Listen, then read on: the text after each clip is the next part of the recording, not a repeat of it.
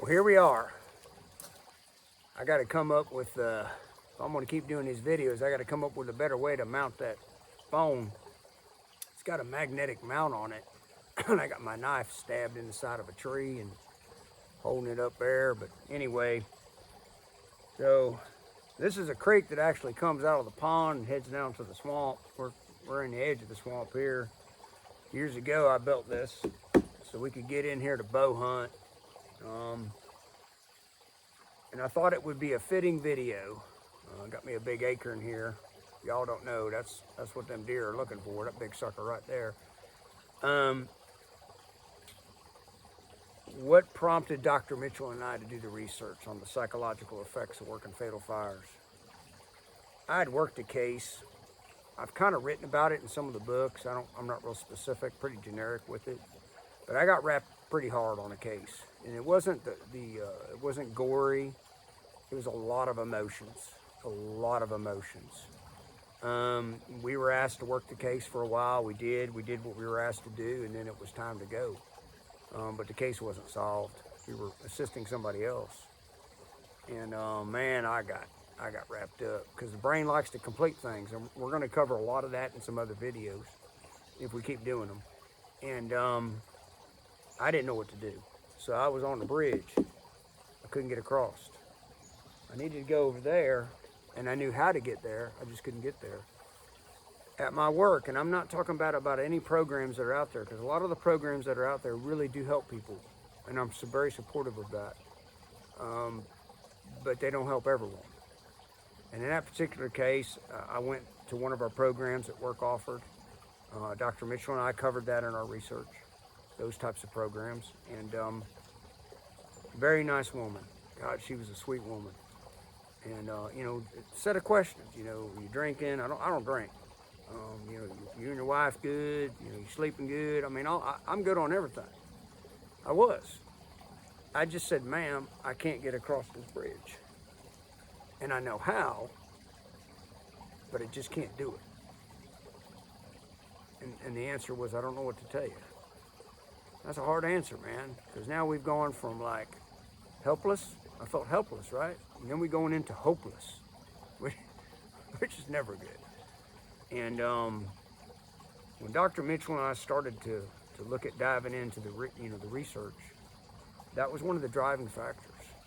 Because I know there's people that fall through the cracks. There's people that can't get across this bridge. And whatever programs that are in play don't work for them, right?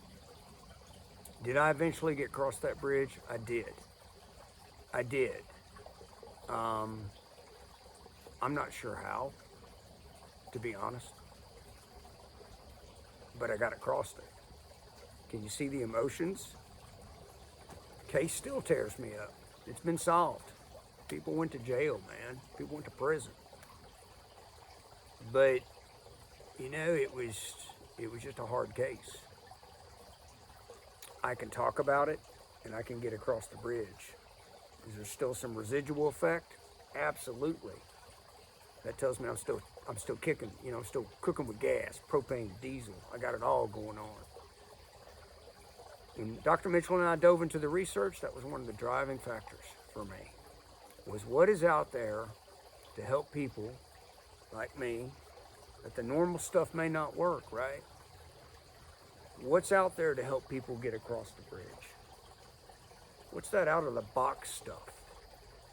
You know, when you're sitting in a room and somebody's talking and 25 people are all zoomed in, and you're that guy or that gal sitting in a room going, man, this ain't working for me and I ain't got a clue.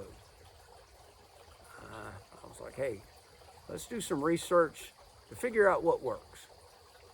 I've said it before and I'll say it again. The research showed they want to talk to somebody. They, being whoever's wrapped around that axle, whoever can't get across that bridge, they want to talk to somebody that's been there, done that. That woman I talked to, trained psychologist, sweet woman, got nothing but respect for her. She never done, and I know that's not proper English and don't care. She never done what I done. She never been there. That's not her fault.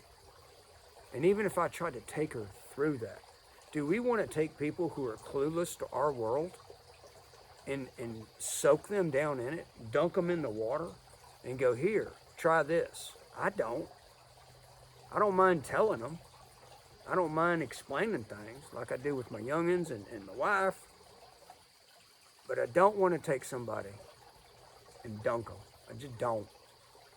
That's why God made people like us. For us to navigate these trails, right?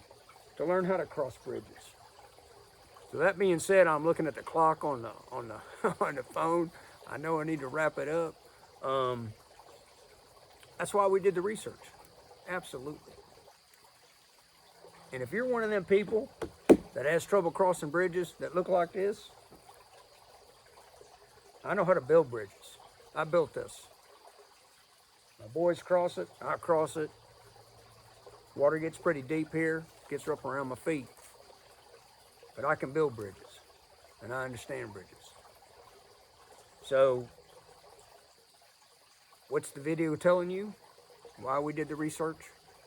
And hope. Because I know what it's feeling like to sit here and you can't figure out how to get across there.